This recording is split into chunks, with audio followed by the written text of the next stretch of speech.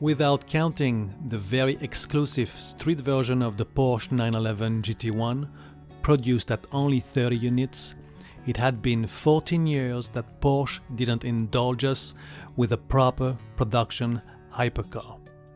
The Porsche Carrera GT was first presented as a concept in late 2000 and received the green light for its production to start in 2003. This new supercar was a breathtaking, all-new roadster, and even better, it finally was something other than a Mega 911, from its chassis to its engine. Most of the panels were made out of carbon fiber, with a hint of Boxster emerging at the front, but with a more rakish appearance than the small Boxster, with a more profile nose, front spoiler and headlights. The side mirrors were also aerodynamically shaped, and a large air intake on the side rear fenders helped cool the engine. The top was composed of two removable carbon fiber panels, Targa style, which could be lodged in the front hood.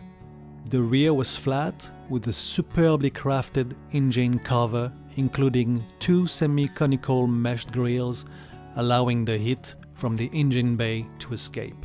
To finish the rear treatment design, a rear wing raised itself at 75 miles per hour, keeping the rear planted to the asphalt. This accomplishment is also shared by the all-carbon fiber undertray, creating suction at high speed. To conclude this artwork, a set of 5-spoke magnesium wheels finished the Carrera GT's design. The interior was also mainly made out of carbon fiber, with a long and swooping magnesium center console adorned by a birchwood gear knob, as the Porsche 917 had.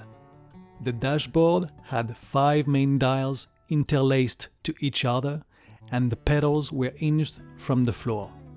The engine was resting on the carbon fiber subframe to better deal with vibrations, and no flat 6 was found behind the rear axle, but a water-cooled V10 mounted in a longitudinal mid-rear position for better balance.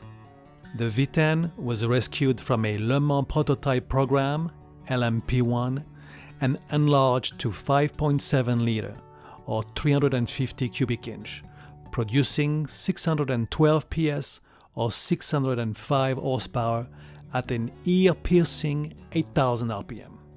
The torque figure was also high for this type of engine, with 435 foot-pound at 5,750 RPM. With a total weight of 3,043 pounds, or 1,380 kilograms, the Carrera GT could reach 62 miles per hour from a standing still in 3.9 seconds. But 3.5 seconds had been achieved by a current driver.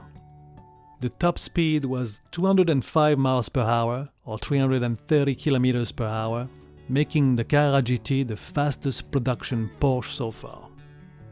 To control this power, the Carrera GT didn't have an array of electronic gizmos, but traction control and anti-spin control ASC were on board.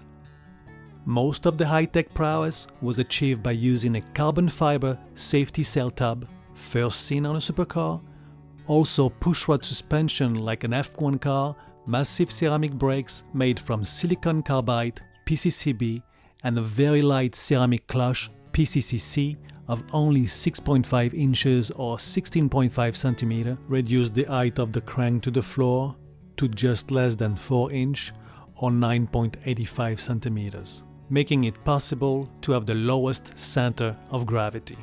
With a very low inertia made by a forged crankshaft and camshaft built with light alloy, the V10 screamed like an F1 car and was very reactive to throttle response.